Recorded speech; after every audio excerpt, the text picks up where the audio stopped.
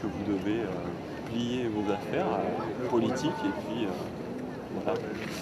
À peine arrivé et déjà prié de dégager.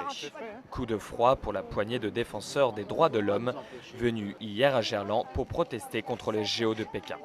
C'est pas la première fois qu'on essaye de faire des manifestations non déclarées en préfecture et qui sont tout de suite l'objet de contrôle, hein, ça c'est certain.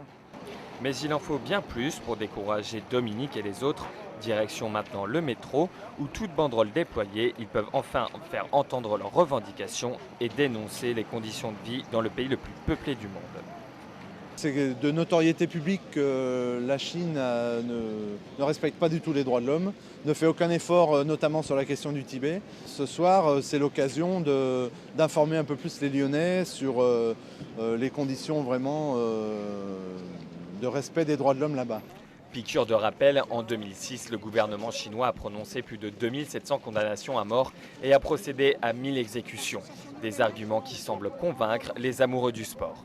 Moi, je pense que c'est complètement justifié que de protester contre la Chine. D'une part parce que c'est un pays totalitaire, d'autre part parce qu'ils ont conservé les droits de mort et surtout par rapport à ce que défend l'association aujourd'hui, c'est les droits de l'homme qui sont bafoués au Tibet, c'est le massacre de la démocratie, c'est la mise sous sommeil de toute expression libre. Et même sans boycott, Action Tibet et Lion des Neiges espèrent que les Jeux Olympiques d'été deviendront le nouveau printemps de Pékin.